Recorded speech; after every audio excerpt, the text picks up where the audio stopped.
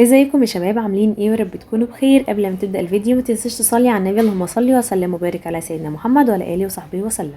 طلاب الصف الاول اعدادي، هناخد النهارده في الهالو بلس قصه نوبل تحفه جدا، وبجد هي لطيفه قوي ومش عايزاك تقلق منها. ويعني احنا ملخصين اصلا يعتبر في 3 ورقات. الثلاث ورقات اللي احنا هنتكلم فيهم دول احنا هنفهم من خلالهم الشرح، ولكن حضرتك لما تيجي تذاكر هتفتح الكتاب بتاعك وهتذاكر الاسئله بتاعه القصه. انا مش طالبه منك ان انت تحفظها صم والكلام دوت، لا، مجرد ان انت تفهم، تقول برايك، يعني تدرب نفسك. مثلا السؤال بيقول كذا، عينك تبص على الاجابه وتحاول انت تقولها بنفسك بدل ما نقعد نصم كده وخلاص. لا، احنا بنعرف الكلمات بالانجلش، نحفظ الكلمات بالانجلش مثلا مش حافظينها. نشوف الإجابة، تبدأ تجاوب انت مع نفسك بالعربي، وتاخد اللي بالعربي تبدأ انت تجرب تترجمها بالإنجليش مع نفسك. تمام؟ فيلا بينا كده نشوف القصة بتتكلم عن ايه. القصة بتتكلم على The Prince and the Pauper. ايه هو البرنس؟ البرنس هو الأمير، والبابر ده هو الفقير. تعالى أو الشحات. مين هو البرنس ومين هو البابر؟ ده اللي هنعرفه دلوقتي. اول حاجه عايزين نعرفها في القصه هي الكاركترز بتوعها، الشخصيات بتوعها. للعلم بس الشخصيات دي يا جماعه مش كتيره وشويه صغيرين، وده الحمد لله من حكمه ربنا. تعالى كده ناخد اول شخصيه معانا واللي اسمها توم كانتي. اسمها ايه؟ توم كانتي. تعالى نشوف توم كانتي ده كان مين. ده يا جماعه البابر، هو دوت الفقير. الاحداث دي كلها بتحصل اصلا في لندن. تمام كده؟ طيب، توم كانتي ده كان عامل ازاي؟ ده كان البابر، ده كان الشحات او ده كان الولد الفقير، وده كان بيعيش في ستريت شارع اسمه بودينج لين. اسمه بودينج ايه؟ لين. طيب، الولد ده كان بيروح وينت تو بيج، كان بيروح يا عيني عشان يتسول وعلشان يشحت من الناس علشان خاطر يدوله مثلا فلوس. يشحت الطعام، يشحت اي حاجه بيشحتها. مش كده بس، الولد كمان ده كان steal from people، كان بيسرق من الناس. مثلا جعان مش لاقي ياكل، يقوم جاي مثلا سرق اكل عشان ياكله. فهو كانت عيشته صعبه، وطبعا ده سلوك وحش ولكن هو كان بيعمله. الولد ده طول عمره، طول حياته دريم، بيحلم ان هو to be prince. طول حياته بيحلم ان هو يكون امير. تعالى هنعرف ايه اللي هيحصل. توم كانتي كان باباه جون كانتي، وده كان قاسي جدا على عيني توم. توم كان نفسه يكون امير. كاره العيشه اللي هو فيها، مش عايز يكون ولا بيجر شحات، ولا عايز يروح يسرق الناس ولا اي حاجه من دي. ولكن اللي غصبه هو باباه جون، شايف ان انت تطلع وانت تشتغل وانت تسرق بقى، تشحت، تشوف انت تعمل ايه، المهم تجيب فلوس وانت راجع وايه، وتقضي اكلك وشربك وحياتك كلها. فجون كانتي دوت ده كان توم ذا فاذر باباه. هو اصلا كان سيف يا جماعه، كان سيف، كان حرامي. بالاضافه لكده هي ووز unkind، هو اصلا ما كانش طيب. طيب، ما كانش طيب على مين؟ على جون. وهو اصلا يعني ده طبعه، هو مش كايند مع حد. طيب، بعد كده هناخد شخصيه اسمها ادوارد. الشخصيه اسمها ادوارد. مين ادوارد ده يا ميس؟ ده هو البرنس. البرنس اللي هو الامير. الامير ده يا جماعه ده صغير اصلا، هو في سنكم.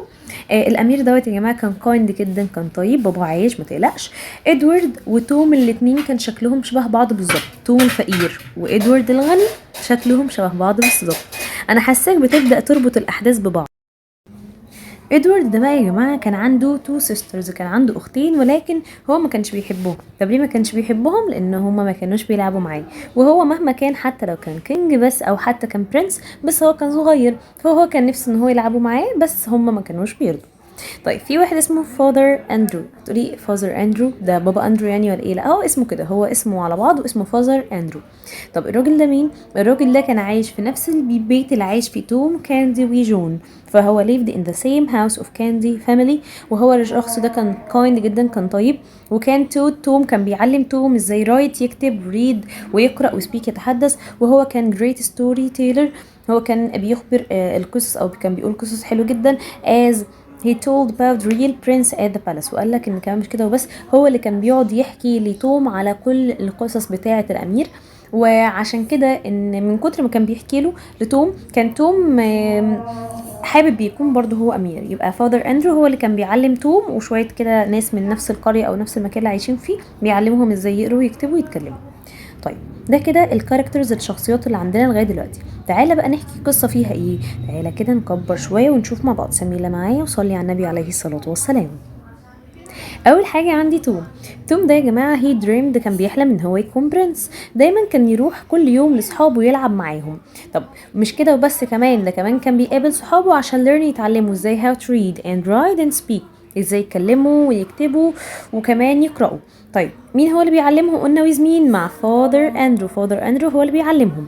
طيب لما كان يقعد يا جماعه مع صحابه ويقعدوا يتكلموا كده مع بعض، كان دايما يقول لهم ان هو بيحلم ان هو يكون البرنس. لما يقول لاصحابه كده، اصحابه يقعدوا يضحكوا يقولوا انت تكون البرنس؟ ها انت مش شايف نفسك يا بابر شكلك عامل ازاي؟ ده انت اصلا شخص فقير جدا. وكلهم يقعدوا يضحكوا عليه ويقولوا استحاله تكون امير، مفيش حد يبقى بالمنظر ده يبقى امير يعني. طيب ميس أميرة هو ليه بيحلم يكون أمير؟ لأنه كان نفسه أمنية حياته إن هو يبقى يعيش في البالاس، في القصر، ياكل جود فود، أكل حلو، وكمان يلبس بيوتيفول كلوز، هدوم شكلها جميل. طيب تاني حاجة بعد كده بقولك ان فاذر اندرو دوت كان بيقول لتوم، هو اللي كان بيحكي له على البالاس، القصر بتاع الامير والقصر بتاع الملك، وبيقعد يحكي له القصص دي كلها. طب ميس أميرة القصر بتاع الامير دوت كان اسمه ايه؟ اسمه ويستمنستر بالاس. كان اسمه ايه؟ ويستمنستر بالاس. where lived the king هنري. ايه ده ميس أميرة؟ شايف البرنس اللي اسمه ادوارد ده؟ ده ليه بقى بابا هو مين بقى؟ بابا ده الكينج، ده الملك. الكينج ده اسمه ايه؟ اسمه هنري. الكينج اسمه ايه يا شباب؟ اسمه هنري. طيب فبقول لك هو كان بيعيش مع الكينج مين؟ هنري. بيعيش مع ابنه ايه؟ ادوارد. طيب قريبا هنعرف ان ادوارد ان شاء الله قدام شويه هيبقى الكينج، يعني ايه بدل باباه يعني، بس اصلا احنا عارفين ادوارد صغير لغايه دلوقتي.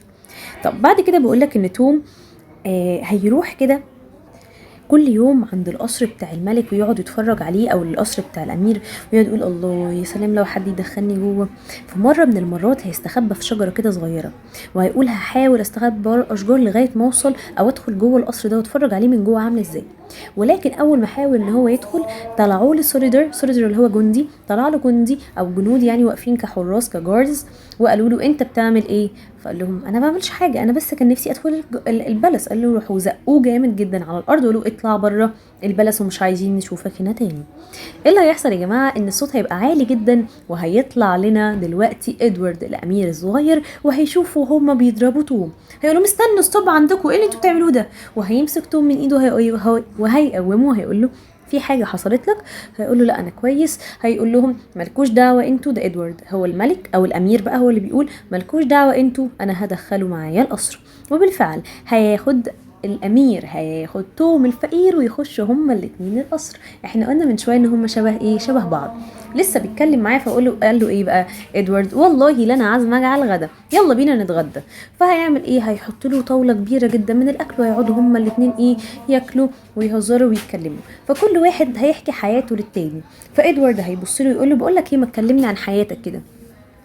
فبيبص له كده اللي هو توم بيقول له يا انت عايش في البيت الجميل التحفه ده لوحدك كده، او معاك يعني ناس كتير، وعايش حياه مرفهه وبتاكل الاكل ده كل يوم وبتعيش حياتك. انت عارف ان انا نفسي اكون امير، نفسي اعيش العيشه اللي انت عايشها دي، نفسي البس كويس شبهك وما يبقاش هدومي مقطعه وما اقعدش اتسول او اشحت من الناس. انا نفسي كل دوت، بس انا مش عارف اكون شبهك. فبجد انت يعني في حاجه تحسد عليها، الناس كلها تحسدك عليها. فبص له كده وراح قال له ادوارد، راح قال له يعني انت نفسك تبقى مكاني؟ راح قال له اه نفسي ابقى مكانك. راح ادوارد راح سأله الامير، راح قال له اسألك سؤال، هو انت عندك صحاب؟ انت عندك صحاب بتحبك وعندك اخوات وكده؟ راح قال له اه عندي اخوات وعندي صحاب بتحبني وعندي وبلعب معاهم كل يوم، نطلع نلعب مع بعض، واخواتي كمان بلعب معاهم. راح توم قال له طب احكي لي انت عن حياتك. راح قال له انا كمان عندي اخوات، بس انا مختلف عنك في حاجه، اخواتي ما بيرضوش يلعبوا معايا، وطول الوقت لما باجي اقول لهم يلعبوا معايا ما كانوش بيرضوا. فالامير يا جماعه كان قاعد هنا يعني ايه حزين ان هو محدش بيلعب معايا، كلهم سابوني هنا لوحدي. يا جماعه كان متضايق طبعا. ف فمن الواضح كده يا جماعه ان ادوارد اللي هو البرنس الامير كان بيحسد برضه حياه مين؟ توم. بيقول له يا بختك انت في ناس بتحبك، والتاني بيحسده بيقول له ده انت يا بختك عايش في المكان ده لوحدك. فالبرنس هيخطر على دماغه فكره كده، هيقول لك انا كمان نفسي يكون عندي صحاب يلعبوا معايا شبه ما، بدل ما انا قاعد طول النهار مع السيرفنت الخدم بيخدموا عليا ويجوا ينحنوا قدامي علشان يقدموا لي الطعام والاكل ده والكلام ده كله. لا انا عايز اعيش حياه مختلفه شويه. راح البرنس قال له انا عندي عرض وطلب ليك، ايه رايك لو بدلنا انا وانت الادوار؟ انا حاسس شبه ان انا شايف ان احنا شبهنا او فينا شبه كبير جدا من بعض، نفس الشعر، نفس تون الصوت، انا وانت صوتنا شبه بعض، نفس الملامح، نفس البشره، شبه بعض جدا. فايه رايك لو بدلنا الادوار كده وكل واحد يعني انت تبقى انت الامير شبه ما انت نفسك تكون، وانا اكون البابر الفقير. طبعا توم ما صدقش، قال له ايه العرض التحفه ده؟ انا موافق طبعا. وش شوف انا انت ماشي في ايه وانا جايه معاك. فيا جماعه هيوافق توم والبرنس هيوافق وهيقول له يلا بقى سواب يور كلوز، غير يلا هنغير او هنبدل هدومنا، كل واحد يلبس هدوم التاني. وبالفعل لما لبس توم هدوم الامير كان شكله عادي باين عليه الامير، والتاني كان شكله باين عليه ان هو الايه يعني اللي هو البابر اللي هو الفقير. وهيقول له طبعا توم هيوصف له هو ساكن فين، وهيقول له خلي بالك ان بابايا بيطلعني اشحت واشحت فلوس ويعني اسال الناس في الشارع وامد لهم ايدي والكلام ده كله. فطبعا هو كده عرف كل حاجه، راح قال له تمام. ولكن قبل ما يمشي ادوارد من القصر، هو ذكي، ممكن لو جه رجع له تاني محدش يصدق ان دوت الامير. فعمل ايه؟ اخد جزء كده، اخد حته جلد كده من الخزنه بتاعته تثبت فعلا ان هو الامير وان حته الجلد دي بتاعته تبعه، فهيخبيها جوه هدومه وهيمشي بيها. هينزل الولد يا عيني يقعد يدور على المكان او الشارع اللي ساكن فيه توم، هيقعد يتوه شويه ويسال دول شويه، وهيلاقي شويه ولاد واقفين فهيكلمهم وهيقول لهم انا يا جماعه عايز اسال. بيقول لهم يا جماعه انا الامير ادوارد لو انتوا عارفيني، وانا كنت عايزه اسال فين مكان بودنج لين دوت، انا كنت عايزه اعرف هو فين.